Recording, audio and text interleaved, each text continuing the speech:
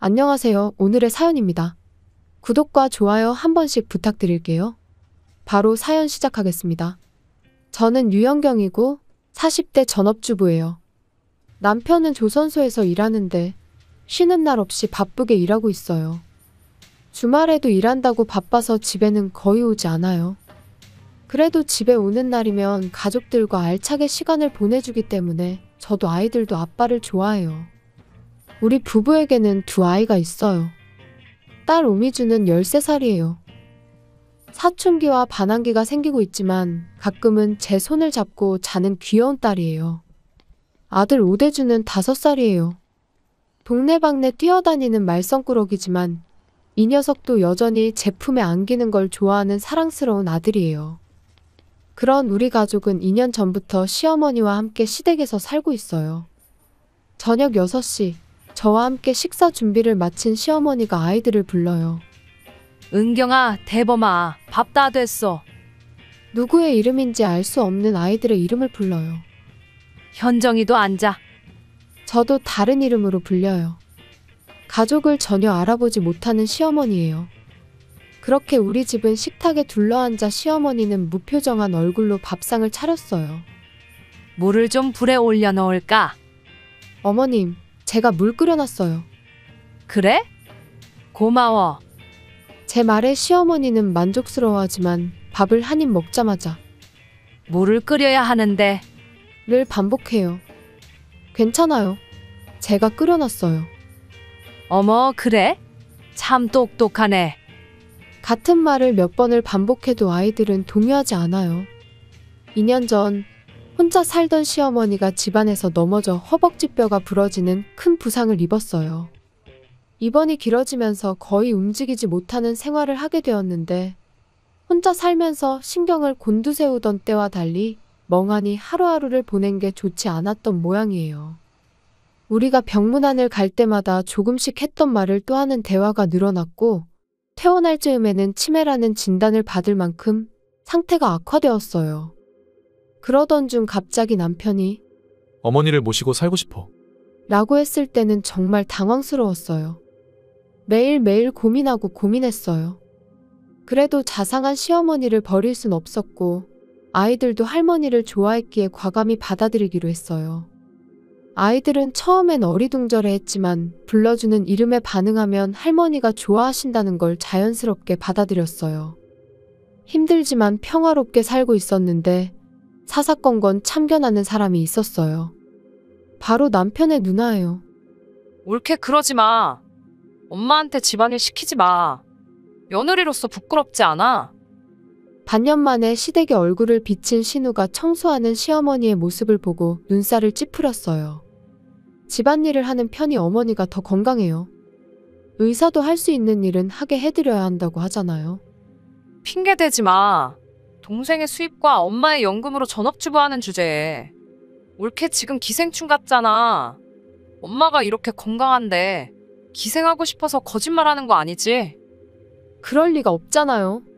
어쩌다 한 번씩 오시면서 뭘 안다고 그러는 거예요. 어머머. 됐어? 내가 말을 말아야지. 엄마 좋아하는 약과 사왔는데 같이 먹자. 고마워요. 맛있겠네. 자기 딸을 만나서 기분이 좋아진 시어머니. 오늘 밤이면 분명 딸을 만난 것도 잊어버릴 텐데. 남편에게는 5살 위 누나뿐만 아니라 2살 위 형도 있어요. 즉 3남매 중 막내인데도 불구하고 시어머니를 모시게 된 거죠. 시숙은 멀리 살고 신우는 시집간 처지라 어쩔 수 없지만 가까이 사는 남동생 가족이 알아서 해줘야지라는 태도는 늘 짜증났어요.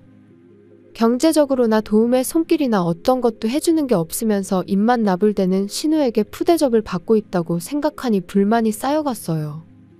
그런 날이 계속되다가 제 일상이 한 번에 바뀌었어요. 남편이 세상을 떠난 거예요. 직장에서 쓰러졌다는 연락을 받고 급히 병원으로 달려갔을 때는 이미 늦었어요. 너무 갑작스러워서 눈물도 나오지 않았어요. 그 뒤로는 장례식과 아이들 돌보느라 정신없이 지내다 보니 어느새 한 달이 훌쩍 지나갔어요. 일상을 되찾기 위해 열심히 등교하는 아이들의 뒷모습을 바라보면서 이제 앞으로의 삶을 고민해야겠다는 생각이 들었어요. 남편이 돈을 많이 남겨줬지만 그것만으로는 살 수 없었어요. 무엇보다 지금 살고 있는 곳은 시댁이고 시어머니도 돌봐야 해요. 게다가 치매도 조금씩 심해지고 있어요. 시어머니는 아들이 죽었다는 사실을 이해할 때도 있고 잊어버릴 때도 있어요. 그래도 상실감이 있는 건지 아이처럼 펑펑 우는 날도 많았어요. 그런 시어머니를 두고 어디 나가지도 못하고 일도 못하고 저축한 돈을 까먹고 있었어요. 그리고 남편이 죽은 지 3개월이 지났을 때 갑자기 신우와 시숙이 찾아왔어요. 언제까지 우리 집에서 기생할 생각이야? 네? 간병과 아이들 돌보느라 지쳐있던 저는 순간 말문이 막혔어요. 그런 저를 노려보면서 시숙은 거들먹거리며 설교를 했어요. 엄마의 연금으로 살면 부끄럽지 않아요? 어머님 연금은 생활비 정도밖에 안 돼요. 거짓말. 시숙이 코웃음을 쳤어요. 동생의 장례식에 한 푼도 내지 않는 이 남자가 훨씬 더 부끄럽다고 생각하지만 말이죠. 신우는 방 안을 훑어보더니 저에게 명령했어요. 올케는 이제 남이니까 이 집에서 나가. 내가 엄마랑 같이 살 거야. 네? 예전에 형님이 못한다고 하지 않았어요? 아, 이제 괜찮아. 재수없는 남편이 바람을 피웠으니까 집에 들어와서 효도할까 싶어. 아이들도 다 출가했고. 얼마나 이기적인가요? 정말로 바람을 피웠다면 동정하지만 그렇다고 해서 그동안 간병에 시달린 우리에게 고맙다는 말도 없이 쫓아내는 건 너무한 거 아닌가 싶었어요. 어이없어하는 저를 두고 신우는 마루에서 햇볕을 쬐고 있는 시어머니에게 갔어요. 엄마도 기생충 같은 며느리보다 나랑 함께 살고 싶지? 햇볕 아래서 멍하니 졸고 있는 시어머니가 애매모호한 대답을 했어요. 하지만 신우는 그것을 시어머니가 동의한 걸로 억지 해석을 했어요. 자, 엄마도 빨리 나가라고 하네. 정말 너무하시네요. 얼굴이 붉어진 저를 보며 시숙이 웃으며 말했어요. 돈줄 뺏기는 것 같아서 화나요? 만약 재수 씨가 맞벌이에서 돈을 잘 벌었으면 아마 동생이 살아있었을 텐데 불쌍한 놈.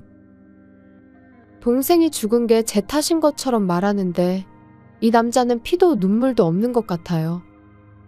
하지만 저는 이미 지칠 대로 지쳐서 이 두 사람과 싸울 기운이 나지 않았어요.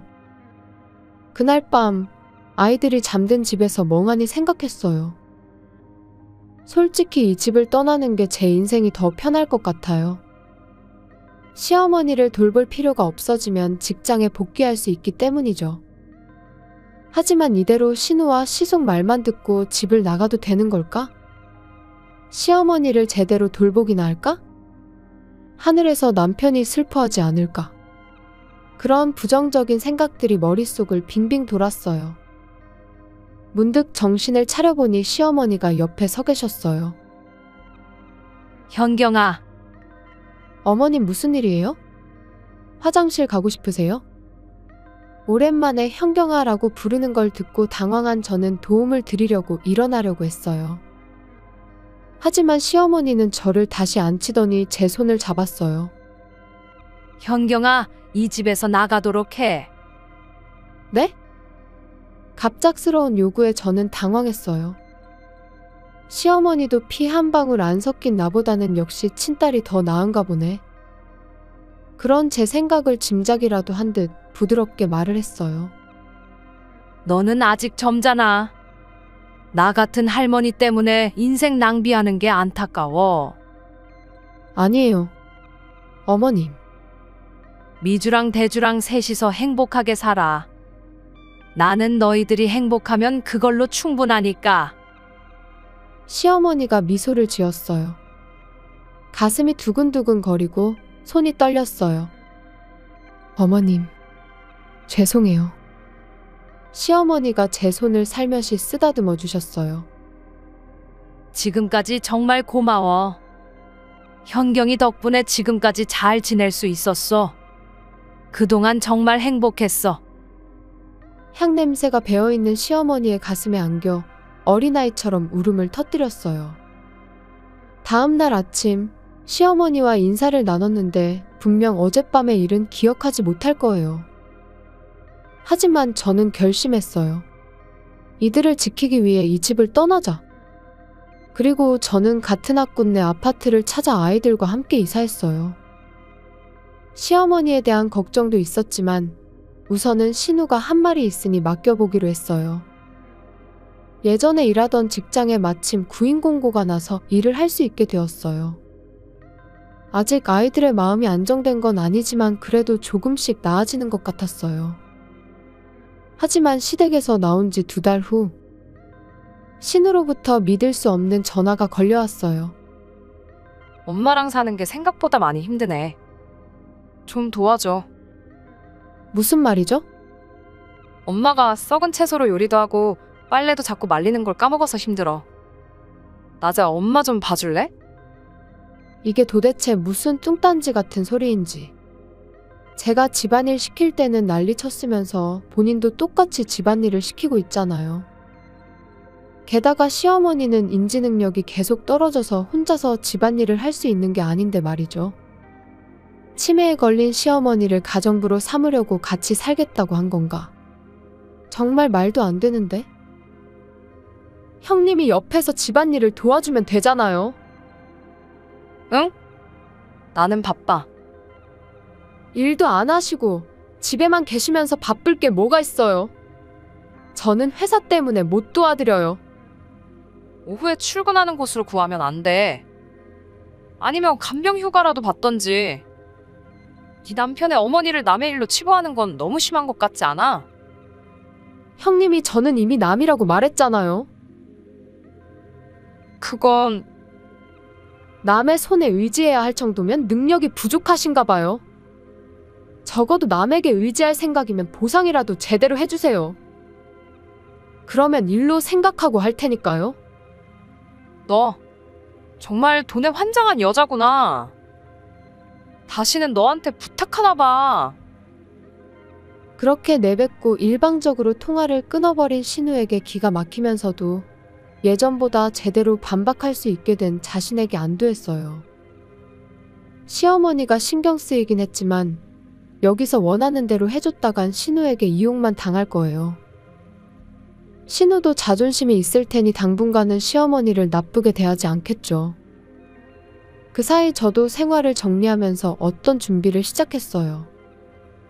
그로부터 3개월 후 신우의 부름을 받고 레스토랑에 갔더니 부스스한 머리에 피곤한 얼굴로 멍한 눈으로 앉아 있었어요.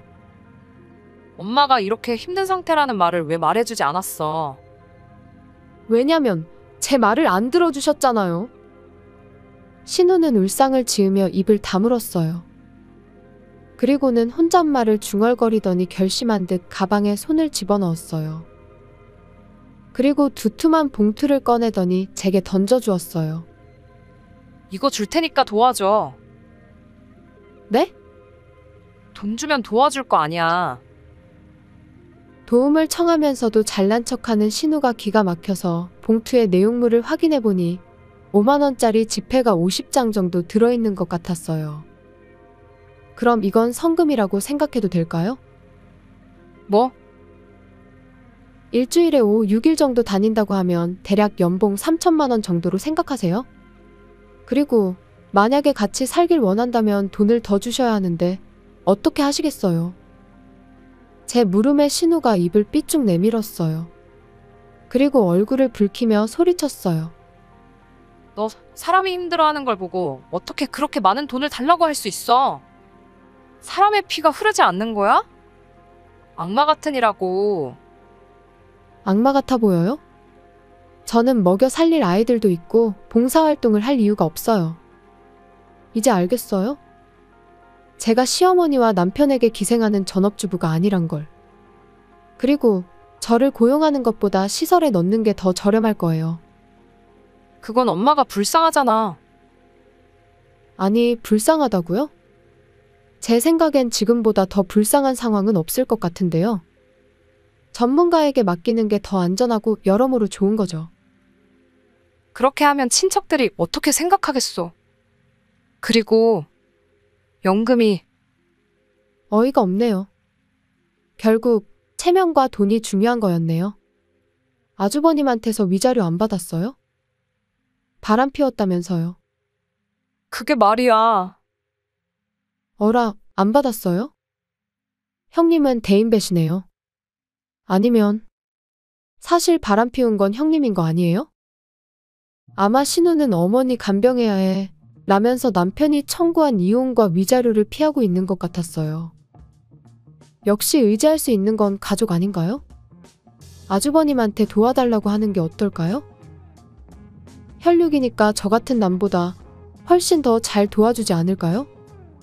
시어머니를 위해서 어떤 게 최선인지 사이좋은 남매끼리 잘 의논해보세요. 더 이상 이야기하면 가게에 민폐가 될 것 같아 자리를 떴어요. 그 후 신우는 한동안 참다가 한계에 이르러서 시어머니를 데리고 동생 집으로 달려간 것 같아요.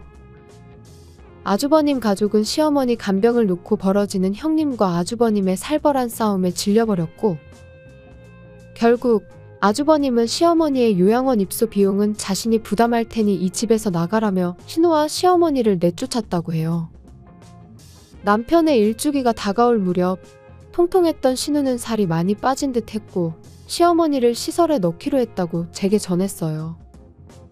시어머니는 드디어 마지막 보금자리를 얻었고 저도 시어머니를 만날 수 있었어요. 이제부터는 평온한 마음으로 시어머니와 대화할 수 있게 되었어요. 이것이 제가 아이를 키우면서 할 수 있는 최대한의 보답이었어요.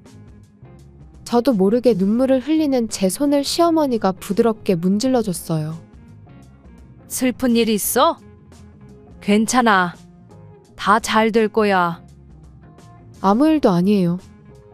자주 놀러 올게요.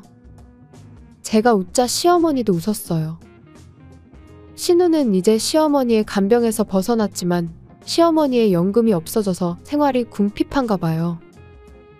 생산직으로 취업했다고 하는데 서툴러서 스트레스를 많이 받는다네요.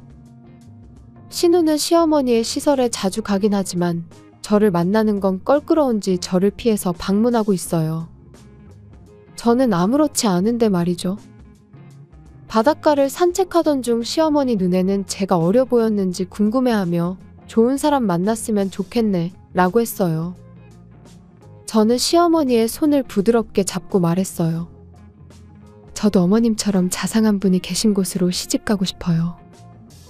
따스한 봄날의 바닷가에서 모래사장을 흔드는 파도 소리가 가슴을 울리네요.